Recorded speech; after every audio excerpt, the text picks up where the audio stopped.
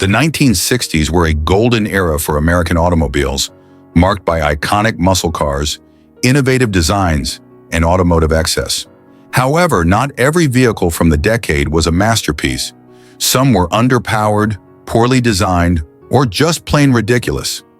These 10 cars stand out as some of the most laughable American cars of the 1960s, representing misguided attempts at style, performance, and practicality. Dear viewer, don't forget to subscribe to the channel. Thanks for your support. Number 10. The 1962 Dodge Dart was a car that, on paper, offered reliable performance and solid engineering. Under the hood, it had potential, whether equipped with a 225/6 or the more potent 413 Max Wedge 5.8. But its exterior design left much to be desired. The car's front end, featuring bug-eyed headlights and an awkwardly shaped grille, resembled a shocked cartoon character more than a serious automobile. This odd styling created an identity crisis for a car that was otherwise mechanically competent. The Dart's tall, round headlights were set wide apart, giving the impression of exaggerated bug eyes. Instead of conveying alertness or focus, these headlights made the car look as if it were perpetually surprised or even frightened. A feature that, while memorable, undermined its credibility as a performance or family sedan. The front grille of the 1962 Dart was strangely shaped and poorly integrated into the overall design. Rather than a clean, streamlined look, the grille's layout seemed haphazard, contributing to a shocked cartoon appearance that was at odds with the car's intended image as a modern, dependable vehicle. This design element was so off-putting that it became a defining and often ridiculed characteristic of the model. The combination of the bug-eyed headlights and the misfit grille resulted in a front-end design that was more comical than convincing. Potential buyers found it hard to take the car seriously, as the styling distracted from its actual merits. Instead of inspiring confidence or excitement, the design evoked a sense of amusement, making the Dart appear as if it were more of a novelty than a serious contender in its segment. Dodge's attempt to create a distinctive look for the Dart backfired because the design choices, aimed at modernizing the model, ended up alienating potential buyers. While other manufacturers were moving towards sleeker, more refined aesthetics, the Dart's clunky front end made it seem like a design experiment that didn't quite succeed. The 1962 Dart was caught between being a performance car and a practical family sedan. Its mechanical reliability and decent powertrain options were strong points, but the odd styling made it difficult to categorize. Many prospective buyers dismissed it as a novelty, failing to appreciate the underlying quality because its face was simply too goofy. Despite its decent under-the-hood performance, with options that could make it a sleeper muscle car, the visual presentation of the Dart hurt its market acceptance.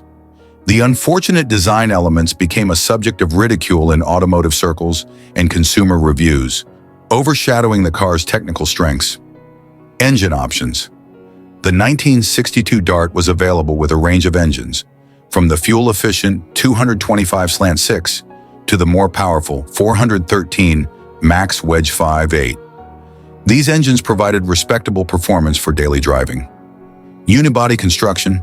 The Dart benefited from its unibody design, which contributed to a rigid and durable structure compared to older body-on-frame designs. Suspension and ride. Despite its awkward exterior, the Dart delivered a decent ride quality with a suspension setup that balanced comfort and handling for its time. The Dart was priced competitively, making it an attractive option for buyers seeking an affordable yet capable car. Its interior offered reasonable space and comfort for a compact car, making it suitable for families and everyday commuting. The 1963 Dodge Dart saw significant redesign efforts that addressed many of the styling issues of the 1962 model.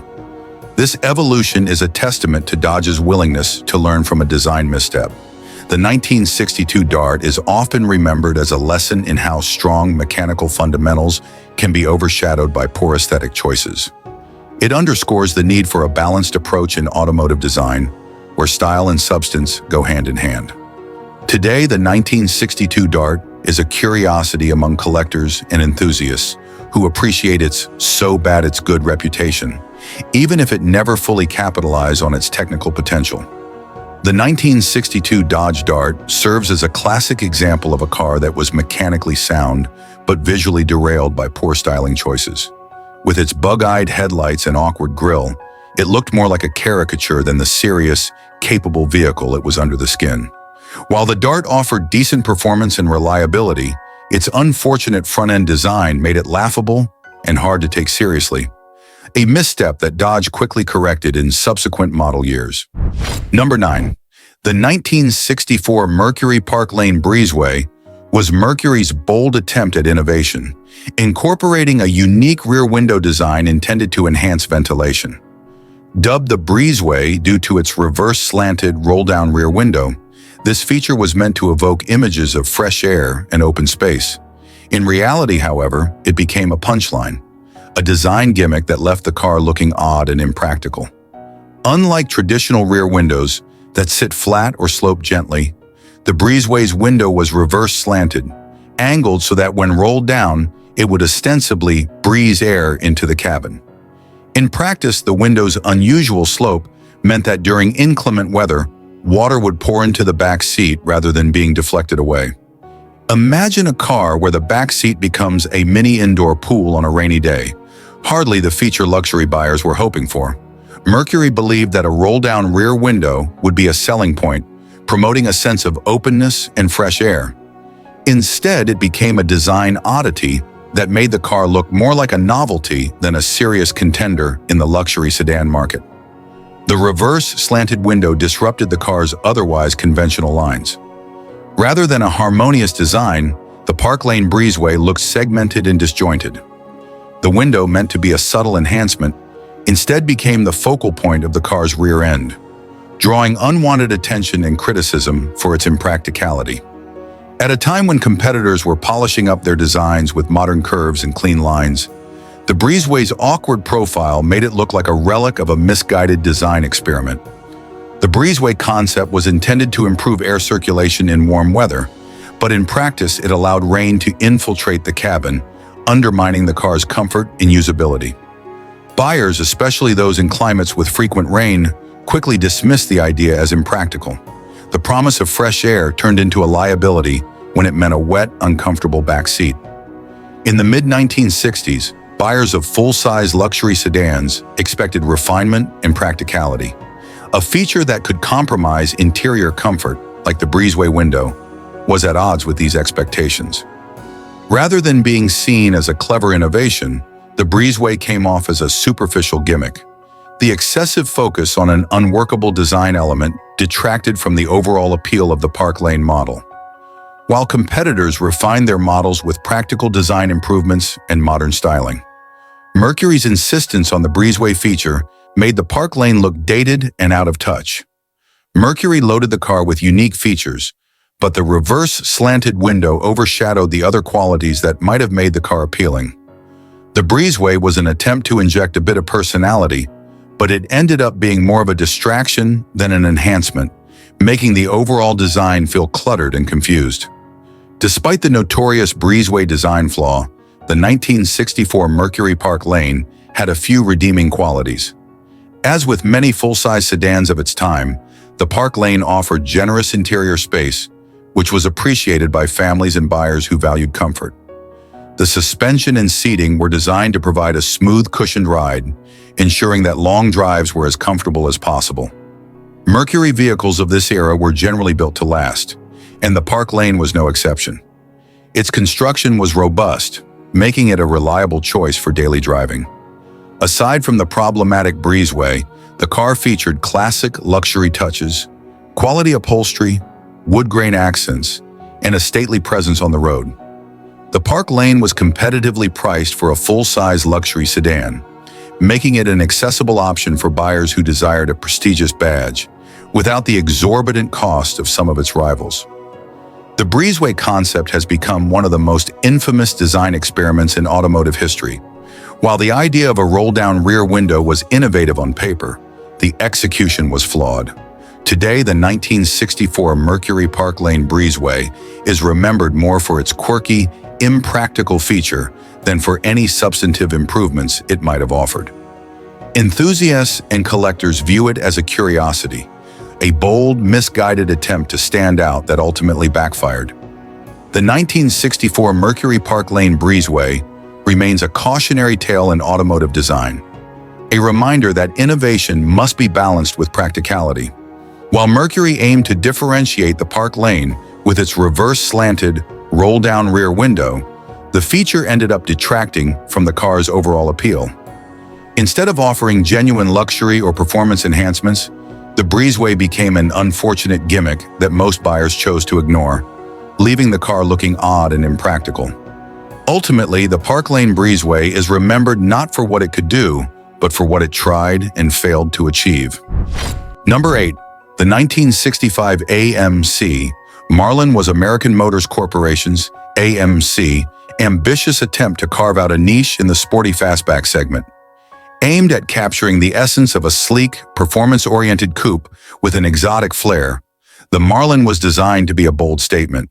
However, its execution left much to be desired. Instead of exuding athleticism, the Marlin ended up looking like a bloated fish, with an overly stretched roofline and awkward proportions. Ultimately, rather than competing with muscle cars, it became a weird, overweight grand tour that failed to attract buyers. AMC aimed to create a distinctive fastback silhouette, but the roofline was pushed far too far back. This resulted in an elongated, almost comical profile that gave the car the appearance of a fish out of water. The design featured disproportionate elements, where the front end appeared somewhat compact, while the rear extended awkwardly. This imbalance made the car look more like an oddity than a purposeful design. Although not as extreme as some of its contemporaries with oversized headlight clusters, the Marlin's front-end design contributed to its overall odd appearance. The integration of its headlights with an unconventional grille didn't achieve a cohesive look. Instead, it resembled a shocked, exaggerated expression.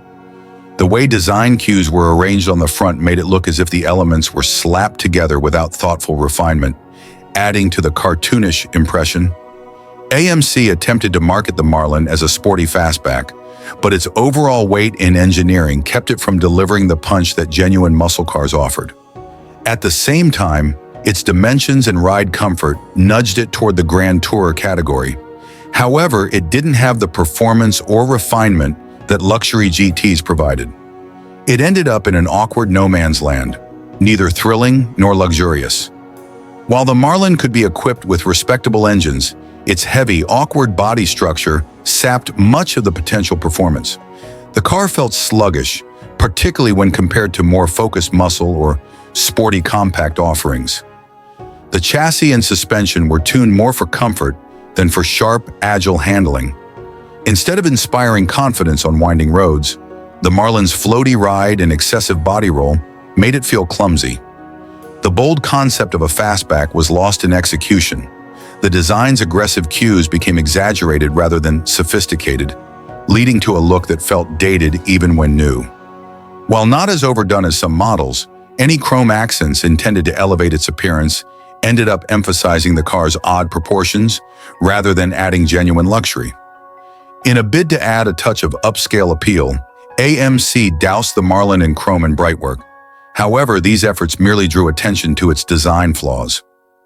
The front grille featured chrome that was meant to be eye-catching, but instead it looked like an afterthought, clashing with the overall shape. Chrome trim along the sides attempted to add flair, yet it accentuated the car's awkward, stretched-out profile. Rather than lending sophistication, the shiny details made the car appear as though it were trying too hard to emulate luxury without the substance to back it up. Despite its many shortcomings, the 1965 AMC Marlin wasn't without its redeeming qualities. Underneath its unusual exterior, the Marlin was built on AMC's reliable platform. With options for robust engines, such as the V8s available at the time, it had the potential for adequate performance. The suspension was tuned for a smooth ride, making it comfortable on long highway trips, an important attribute for a grand tourer. Even if its styling was widely mocked, the Marlin's distinct design has earned it a niche following among collectors and enthusiasts who appreciate its audacity and rarity. The 1965 AMC Marlin stands as a testament to AMC's willingness to take risks in a market dominated by safer, more conventional designs. Unfortunately, in trying to merge the ideas of sporty fastbacks and luxury grand tours, the Marlin ended up being neither. It lost its muscle car roots by becoming overly soft and heavy. Its design, instead of being innovative, ended up looking like a bizarre, bloated fish that was hard to take seriously. The 1965 AMC Marlin is a classic example of a car with decent engineering and a promising concept that was completely undermined by poor design choices and misaligned market positioning. While it might have been built on a solid platform and offered a comfortable ride, its awkward, bloated styling and sluggish performance made it more of a laughingstock than a legitimate competitor in its segment. The Marlin remains a unique, if deeply flawed, chapter in AMC's history. A car that tried to be a sporty luxury coupe, but ended up as an odd, overweight grand tour that few truly embraced. Number 7. The 1966 Dodge Charger marked the beginning of a nameplate that would later become an icon of American muscle. However, the first-generation Charger, launched in 1966, struggled to capture the raw excitement and personality that muscle cars were known for. Instead, it emerged with a design that many critics now find laughable, an uninspired, slab-sided look that lacked distinct character and ultimately led to a complete redesign just 2 years later. The original 1966 Charger featured a very angular, boxy body. Unlike later muscle cars that embraced aggressive curves and sculpted lines, the first-gen Charger looked almost utilitarian, more like a bland, functional sedan than a performance car. With its straight edges and minimalistic ornamentation, the Charger's design did little to evoke excitement or distinctiveness. The styling cues that were supposed to signal its performance potential were missing or underdeveloped, leaving it looking like an afterthought in a market hungry for bold, daring designs. While other muscle cars of the era, like the Ford Mustang or Chevrolet Camaro, boasted dramatic flowing lines and aggressive stances, the Charger's design was conservative. The lack of aerodynamic flair or aggressive details rendered it forgettable compared to its competitors. The Charger's front end and overall silhouette relied on large, flat panels without the play of curves or subtle contours that give a car visual dynamism. There were few distinctive features that set the Charger apart visually. Without aggressive spoilers, sculpted side skirts, or striking headlight arrangements, the car lacked the wow factor that defines memorable muscle car design. The bland, slab-sided design failed to generate the buzz expected from a new muscle car. Instead of inspiring confidence and enthusiasm, potential buyers were left underwhelmed by what appeared to be a modest, uninspired vehicle.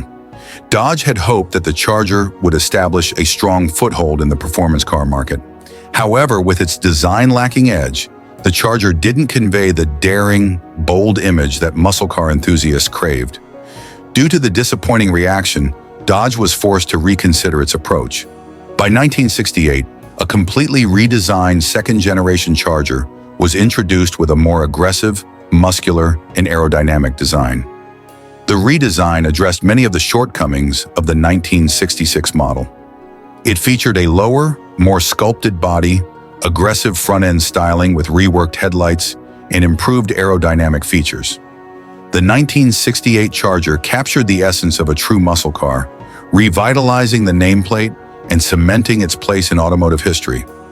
The failure of the 1966 Charger to make a strong impact in the performance segment pushed Dodge to innovate further. This evolution was critical for the brand to remain competitive as muscle car enthusiasts began demanding both style and performance in a package that resonated with the aggressive spirit of the era. While chrome was a popular design element in many muscle cars, in the case of the 1966 Charger, it did little to elevate the car's appearance. The use of chrome trim was minimal and largely conventional, offering no unique or daring visual statements that might have compensated for the overall blandness of the design. Rather than being integrated into a dynamic design, the chrome details on the Charger were simple and unremarkable. They did not contribute to a sense of luxury or performance, and in some cases emphasized the car's flat, uninspired surfaces. Competing models often used chrome more effectively, highlighting curves or accentuating aggressive lines, while the Charger's chrome only underscored its basic, boxy design. Even though the 1966 Dodge Charger's exterior was a letdown, it wasn't a complete failure. Underneath the unexciting exterior, the Charger featured reliable mechanical components and a robust chassis. This foundation allowed it to perform competently in its later, redesigned iterations. The Charger was available with engines that, while not fully showcased by the design, offered respectable power. The availability of larger V8 engines hinted at the potential for true performance, potential that would be unlocked in the redesigned models. The 1966 Dodge Charger is now largely remembered for what it wasn't, a bold, exciting muscle car. Instead, it stands as a reminder of a misstep in automotive design that forced Dodge to rethink and reinvent its approach. The failure of the 1966 model was a catalyst for the dramatic redesign in 1968, which ultimately turned the Charger into one of the most celebrated muscle cars of its era.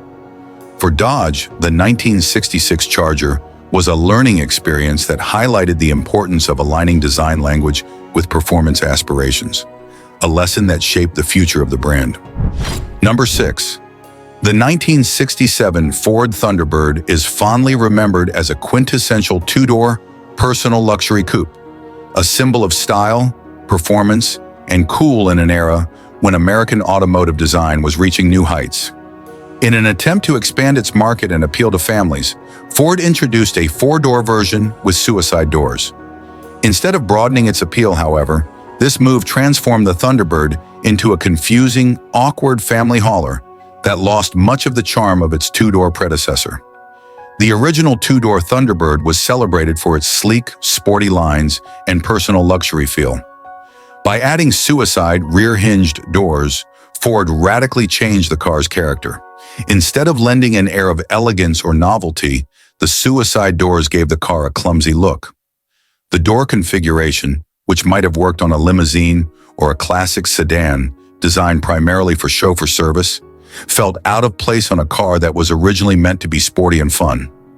The Thunderbird had a reputation for being a head-turner, a car associated with freedom and performance. The addition of extra doors and a design more suited to practicality diluted that image. The four-door variant struggled to balance its heritage with the new, family-friendly features. Its styling ended up being neither truly sporty nor convincingly practical, leaving buyers unsure of what the Thunderbird four-door was supposed to be. The original Thunderbird's proportions were meticulously crafted to evoke a sense of dynamism and flair. The four-door version, however, had to accommodate an extra set of doors, which disrupted the carefully balanced lines.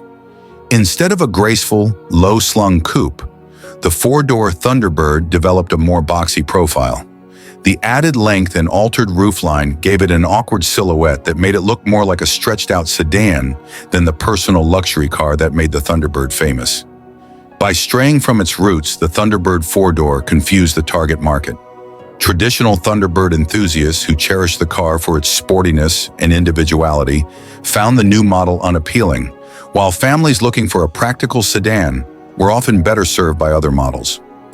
The Thunderbird's strength was its distinct, iconic identity. Once it morphed into a four-door vehicle with features typical of family sedans, it lost its clear differentiation. Consumers were left wondering whether the car was meant to be a performance coupe or a practical family car, and it ended up being neither. The modifications needed to incorporate the extra door weight and altered body structure compromised the car's handling.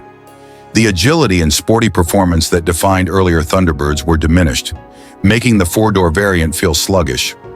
While adding doors might have increased practicality somewhat, the interior layout and overall ride quality did not justify the departure from the classic design.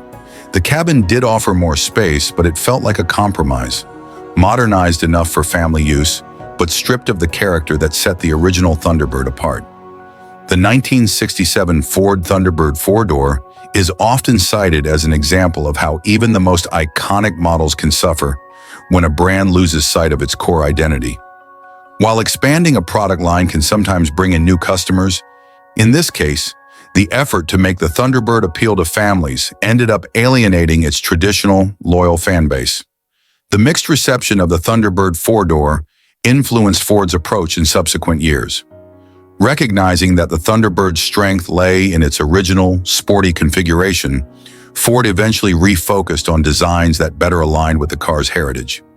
This misstep is remembered by automotive historians as one of the factors contributing to the eventual discontinuation of the Thunderbird nameplate, which struggled to regain its former glory in the 2000s, the 1970s, and beyond. The 1967 Ford Thunderbird four-door stands as a laughable example of brand dilution, a once iconic personal luxury car transformed into an awkward, impractical family sedan. The attempt to broaden its appeal by adding suicide doors and extra practicality resulted in a vehicle that lost the cool, distinctive edge of the original Thunderbird. With compromised styling, poor driving dynamics, and a confused market identity, the four-door variant failed to resonate with either traditional Thunderbird enthusiasts or new family-oriented buyers. Ultimately, it serves as a cautionary tale of how altering a well-established formula can sometimes lead to a product that is neither innovative nor appealing. Number 5. The 1969 Pontiac Grand Prix was intended to be a high-performance, personal luxury car that combined muscle with style. However, in a misguided effort to emphasize power and prestige, Pontiac stretched the Grand Prix to ridiculous proportions. So much so that the car ended up looking more like a yacht on wheels than a sleek performance coupe. While the model was mechanically competent under the hood, its design choices, particularly the overly long hood, ultimately turned it into a laughingstock rather than a true muscle machine. Pontiac's design for the 1969 Grand Prix involved an exaggeratedly long hood and an elongated body that were meant to convey power and performance. Instead, these proportions made the car appear unwieldy and disproportionate. The excessively long hood disrupted the natural balance of the car's design. Instead of a harmonious, athletic silhouette, the Grand Prix ended up with a stretched, awkward look that resembled a luxury yacht rather than a performance coupe. The long hood was clearly a design choice intended to signal power and prestige. However, in reality, it was more about showing off than delivering any real performance benefit. The extended front end did nothing to enhance the car's aerodynamics or weight distribution. It was purely decorative, a case of style over substance that ultimately undermined the vehicle's sporty intentions. Although the 1969 Grand Prix could be equipped with potent engine choices, such as the available 400 or 428 V8s, the benefits of these power plants were largely negated by the car's excessive weight and poor weight distribution. The overemphasis on length contributed to a sluggish throttle response and less dynamic handling. What should have been a nimble, powerful coupe ended up feeling cumbersome and unexciting on the road.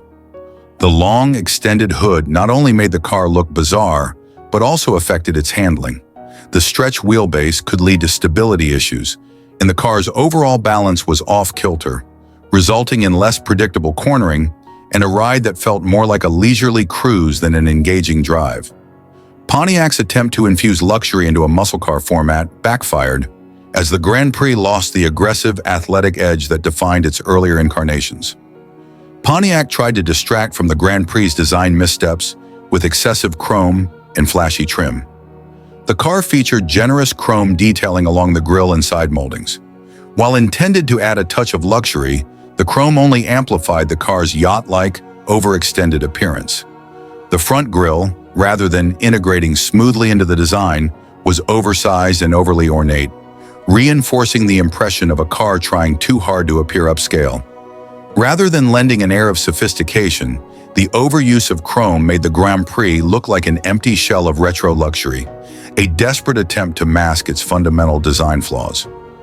Despite its many shortcomings, the 1969 Pontiac Grand Prix wasn't a complete failure. Underneath the questionable styling, the Grand Prix was equipped with decent V8 engines that offered ample torque for straight-line performance, if not for spirited driving. The car provided a roomy, comfortable cabin that was typical of American full-size cars of the era.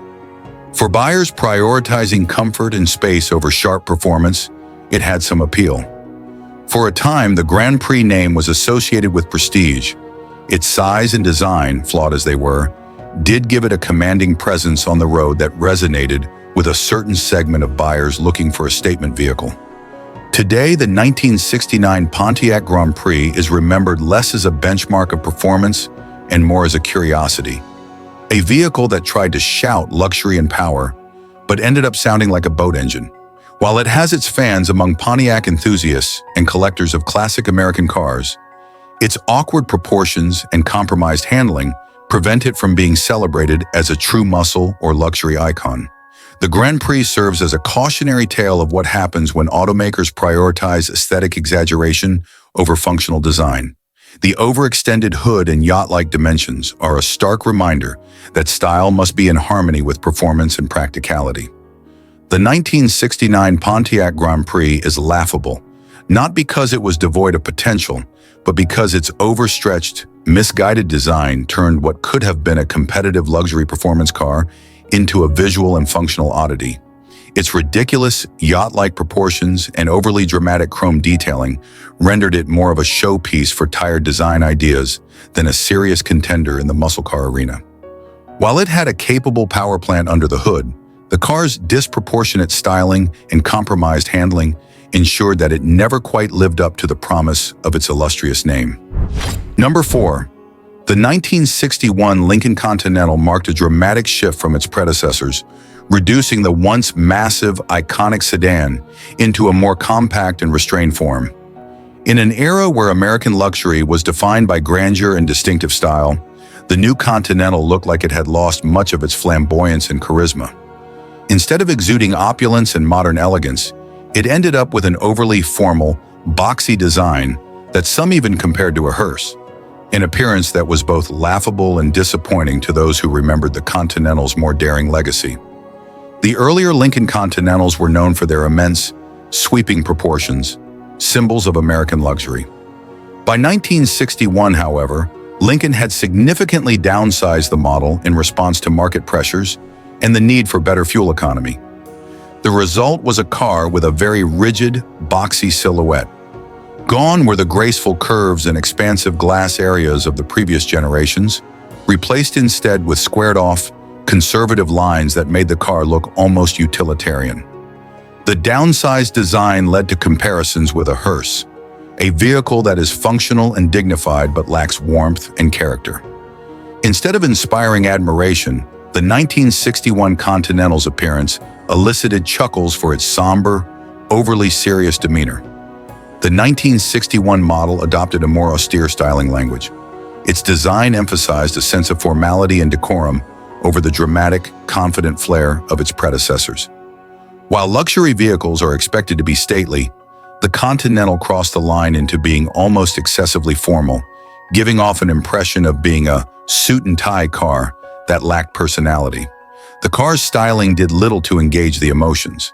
Instead of invoking excitement or a sense of aspiration, its design was so sedate that it felt out of touch with the vibrant culture of the early 1960s. Despite the design issues, Lincoln did not skimp on luxury. The 1961 Continental boasted high-quality materials, plush interiors, and refined appointments that were meant to underscore its status as a premium sedan. However, the luxurious interior clashed with the car's awkward, boxy exterior. Buyers found themselves in a vehicle that felt comfortable, yet lacked the stylistic excitement and innovation they expected from a Lincoln, making the overall experience disjointed.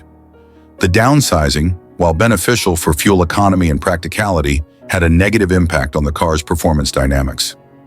The 1961 Continental was built on a modified chassis that prioritized a dignified ride over spirited driving. This approach, while safe and stable, resulted in a car that felt heavy, unresponsive, and lacking in the athletic qualities associated with earlier, more adventurous models. The combination of its formal styling and compromised performance created a driving experience that was neither engaging nor exciting, further reinforcing the perception that the car was simply too serious and outdated for its time. Lincoln's decision to shrink the Continental was an attempt to adapt to new market realities, but it left the car with an unclear identity. Longtime fans expected a continuation of the Continental's former glory, a statement of bold American luxury, while new buyers found the car too conservative and old-fashioned. Instead of renewing its appeal, the 1961 Continental became a relic, a vehicle that was luxurious in its appointments, but laughed off for its lack of style and personality. Although the 1961 Lincoln Continental maintained a tasteful use of chrome, it wasn't enough to rescue the car's overall image. The car featured restrained chrome detailing on the bumpers, window surrounds, and grille. Rather than using chrome to modernize or inject personality into the design, the chrome accents merely underscored the car's formal, boxy nature. In the context of the emerging trends of the 1960s, even the modest chrome work looked like a relic of an earlier era, a decorative element that couldn't disguise the car's fundamental shortcomings. The 1961 Lincoln Continental is now remembered as a transitional model, one that tried to balance tradition with the need for modernization, but ultimately fell short. While some collectors appreciate the 1961 Continental for its historical significance, it is rarely celebrated as a pinnacle of automotive design. The model serves as a case study in how drastic downsizing and overly formal styling can strip a car of its soul, leaving behind a vehicle that is luxurious in name but lacking in emotional appeal. The shortcomings of the 1961 Continental influenced subsequent redesigns, as Lincoln sought to recapture the spirit of innovation and bold styling that made its earlier models iconic. The 1961 Lincoln Continental was a car with all the trappings of luxury, exquisite materials, a refined ride, and understated chrome details. But it was marred by a design that was too subdued and a performance that failed to excite. Number 3, the 1962 Chevrolet Corvair Monza was Chevrolet's ambitious attempt to inject sportiness into its unconventional rear-engine Corvair lineup. Marketed as a compact car with a performance edge, the Monza was intended to challenge the status quo and offer a unique driving experience. However, despite these ambitions, the Corvair Monza quickly became notorious for its problematic handling and safety issues, a fate that was immortalized by Ralph Nader's "Unsafe at Any Speed." Today, it is often remembered not for its innovation, but as a prime example of how engineering compromises can lead to disastrous results. Chevrolet attempted to market the Corvair Monza as a sporty, agile coupe with a distinctive design that set it apart from traditional front-engine sedans. The Monza featured sleek lines and an attractive fastback silhouette intended to evoke a sense of performance and dynamism. Beneath its stylish exterior, the Corvair's rear-engine layout led to serious issues with weight distribution and handling. This design choice, while innovative, created an inherently unstable platform. As a result, the Monza often handled like a disaster waiting to happen, exhibiting unpredictable oversteer and poor responsiveness that undermined its sporty credentials. The rear-engine configuration, although offering potential advantages in traction, also meant that the Corvair had a tendency to develop significant oversteer. This imbalance made it challenging for drivers to control, especially in emergency maneuvers. The suspension and steering systems struggled to cope with the unique weight distribution. Many owners and testers reported that the car was prone to instability during cornering, making everyday driving potentially hazardous. This handling issue was not just an annoyance, it was a significant safety risk. In 1965, consumer advocate Ralph Nader published Unsafe at Any Speed, a book that critically examined the safety of American automobiles. The Corvair, and specifically the Corvair Monza, was singled out for its unstable handling and design flaws that made it unsafe on the road. Nader's work brought national attention to the Corvair's handling issues, sparking public outcry and widespread media coverage. His critique not only tarnished the Corvair's reputation, but also led to increased scrutiny of automotive safety standards across the industry. In essence, the Corvair Monza became a symbol of how innovative design can backfire when safety is compromised. The relentless criticism following Nader's book, combined with consumer safety concerns, made the Corvair Monza a laughingstock among both experts and the public. It was seen as a car that promised excitement and sportiness, but delivered a hazardous driving experience, a true irony that cemented its legacy as a cautionary tale. The Corvair's rear-engine design, while innovative, resulted in unpredictable handling and a propensity for oversteer. The engineering compromises necessary to fit a rear engine into a compact car led to significant performance trade-offs. The suspension system was not robust enough to manage the car's dynamic imbalances, and the braking performance was similarly inadequate.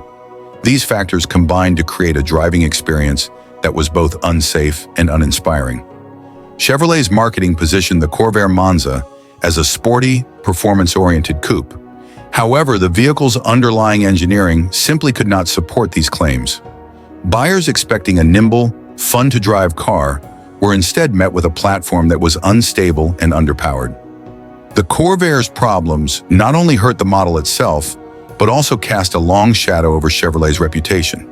The fallout from the Nader expose forced a re-evaluation of automotive safety practices and led to significant changes in how cars were designed and built. Despite its flaws, the Corvair Monza was notable for its unconventional design.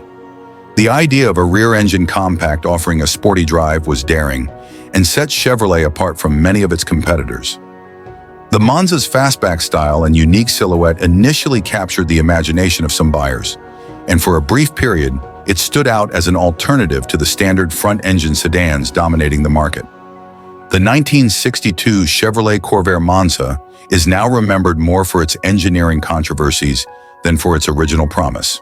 It stands as a stark reminder of the risks involved in pushing design boundaries without fully addressing safety and performance implications. The public backlash and regulatory scrutiny that followed contributed to a broader movement for improved automotive safety in the United States. Today, the Corvair is a collector's item primarily for its historical significance, rather than its driving qualities, a symbol of both innovation and failure. Number 2. The 1964 Chrysler Turbine car is one of the most fascinating automotive experiments in history. A car powered not by a conventional internal combustion engine, but by a turbine, similar to those used in jet aircraft. While the concept sounded futuristic and cool, the reality was far less glamorous. In the end, the turbine car became more of a technological curiosity than a practical automobile, and its shortcomings have since made it a laughingstock among enthusiasts. In the early 1960s, Chrysler sought to challenge conventional automotive design by experimenting with turbine power, a technology associated with jet engines, promising smoother operation, fewer moving parts, and potentially remarkable power-to-weight ratios. Between 1963 and 1964, Chrysler built only 55 turbine cars. These were not mass-produced models, but rather part of an experimental program intended to showcase cutting-edge technology and gauge public interest in a radically different propulsion system. Despite the allure of turbine power, the engine guzzled fuel at an alarming rate. Turbines, while smooth and quiet, are notoriously inefficient at the scale required for automotive use. Instead of offering a fuel-efficient ride, the turbine car devoured gasoline, making it an impractical option even by the lax standards of the 1960s. The turbine engine had a tendency to overheat. Unlike piston engines that have decades of optimization, the turbine technology was still in its infancy for automotive applications. The cooling system struggled to keep pace, leading to frequent overheating problems that compromised both performance and reliability. In a twist of fate, the turbine car, despite its advanced design, suffered from terrible acceleration. The turbine's power delivery was inconsistent and did not translate into the expected quick, responsive performance. Instead, drivers found that the car lagged behind even average internal combustion engine vehicles in everyday driving conditions. Chrysler built only 55 units of the turbine car. The small production run meant that these vehicles never had the chance to benefit from economies of scale or the iterative improvements that come with mass production. Almost all of these 55 prototypes were eventually scrapped. Only a handful survive today, primarily in museums or private collections, serving as rare reminders of an ambitious but ultimately impractical experiment. Initially, the idea of a car powered by a jet engine generated significant buzz. However, once the cars hit the road, the fascination quickly turned to ridicule. The disconnect between the futuristic promise and the disappointing reality, high fuel consumption, overheating, and lackluster performance, rendered the project more of a curiosity than a viable product. The turbine technology, though promising in controlled environments like aircraft, was ill-suited for the variable and demanding conditions of road driving. The challenges in reliability, control, and efficiency underscored the gap between automotive needs and the turbine's capabilities. In a bid to make the turbine car look as futuristic and luxurious as its concept suggested, Chrysler outfitted it with chrome accents and flashy trim. However, these stylistic choices only served to highlight the car's shortcomings. Shiny chrome trim was applied extensively on the grille, bumpers, and side moldings, aiming to evoke a sense of high-end, futuristic luxury. Instead, the chrome looked overdone and superficial, failing to compensate for the car's performance issues. The design elements intended to set the turbine car apart, such as aerodynamic body lines and an aggressive front fascia, ended up looking more like a concept car that never matured. The chrome served as a visual bandage on an otherwise underwhelming design. Today, the 1964 Chrysler Turbine car is a coveted collector's item, but only among enthusiasts who appreciate it as a rare piece of automotive history rather than for its performance or practicality. Its scarcity, with only a few surviving examples, adds to its mystique, even as its flaws remain well documented. The 1964 Chrysler Turbine car is a fascinating, laughable footnote in automotive history. What started as an audacious experiment to harness jet engine technology for everyday driving ended up as a gas-guzzling, overheating, and sluggish disappointment. Despite the allure of its futuristic concept and the glitter of its chrome accents, the turbine car failed to deliver a compelling driving experience. Its limited production and eventual scrapping underscore the harsh reality that sometimes even the boldest ideas can fall flat when confronted with the practical challenges of real-world applications. Number 1. The 1968 AMC Javelin was AMC's ambitious attempt to compete in the fast-paced pony car segment, a field dominated by the Ford Mustang and Chevrolet Camaro. However, the base model of the Javelin quickly became the subject of ridicule and dismissal. Rather than exuding the raw power and rebellious style that defined its competitors, the base Javelin emerged as an underpowered and bland vehicle, so much so that it became one of the most forgettable pony cars of its era. The base Javelin was equipped with a modest engine that paled in comparison to the high-revving, powerful V8s available in competing models. Many buyers expected a punchy engine to deliver the adrenaline rush typical of pony cars, but the base model's power plant was simply not up to the task. The lack of muscle meant that acceleration was tepid, and the driving experience, far from thrilling, felt like a compromise on performance. While higher performance variants, like the AMX or the X models, offered more excitement, the entry-level Javelin had to serve as the affordable option, and it did so by sacrificing much of the performance that defined the segment. The design of the base model Javelin was surprisingly conservative for a car meant to compete with the Mustang. AMC's attempt to create a sporty fastback resulted in a shape that was more generic and less dynamic than anticipated. Rather than having aggressive lines or a bold stance, the base Javelin appeared almost forgettable, failing to capture the rebellious spirit associated with pony cars. When juxtaposed with the Mustang's iconic fastback or the Camaro's muscular profile, the base Javelin seemed to lack any real personality. Its design featured minimal chrome accents and a somewhat nondescript front end, which did little to set it apart from other average coupes of the era. AMC intended the Javelin to be a competitor in the pony car segment, but by offering a base model that was underpowered and bland, it essentially diluted the brand's potential. Consumers who craved performance and style quickly gravitated towards the Mustang, Camaro, and even other AMC variants like the AMX, which were the true performance stars. The base Javelin ended up confusing buyers. Those looking for a fast, agile car were disappointed by its lackluster engine and uninspiring looks, while those seeking a practical coupe weren't attracted to the pony car image.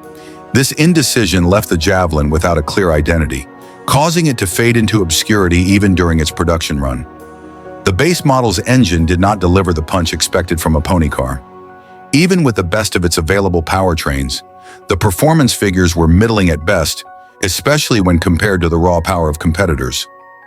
The suspension and chassis, designed more for comfort than for sporty handling, resulted in a car that was neither agile nor exciting. The overall driving experience felt muted, hardly the spirited ride one associates with the muscle and excitement of pony cars. AMC's design for the base Javelin lacked the bold, innovative lines needed to stand out in a competitive market. Instead of pushing the envelope, it settled for a design that was essentially a watered-down version of what had come before. Although AMC tried to dress up the base model with shiny chrome accents, including modest trim on the grille and side moldings, these touches were insufficient. The chrome, rather than elevating the car's appearance, only served to draw attention to its lack of distinctive styling and performance. The base Javelin was meant to offer an affordable entry into the sporty coupe market, yet it ended up appealing to neither performance enthusiasts nor buyers looking for true luxury. As a result, it was frequently overlooked in favor of more established models from both AMC's lineup and rival manufacturers. The failure of the base model to deliver on its promised performance and style diminished the overall reputation of the Javelin name. This misfire made it harder for AMC to build momentum around the Javelin platform, leading to decreased interest and ultimately lower sales. The 1968 AMC Javelin base model is laughable for all the wrong reasons. Its bug-eyed headlights and awkward grille gave it a cartoonish appearance that did nothing to hint at the solid engineering underneath. Instead, it came off as an underpowered, bland coupe that failed to capture the spirit of the pony car era. While it offered an affordable entry point into the segment, its lack of muscle and uninspired styling meant that it was quickly forgotten by buyers who were looking for something truly exciting. Ultimately, the base model stands as a reminder that even a well-built car can fail if it lacks the charisma and performance to compete in a fiercely competitive market.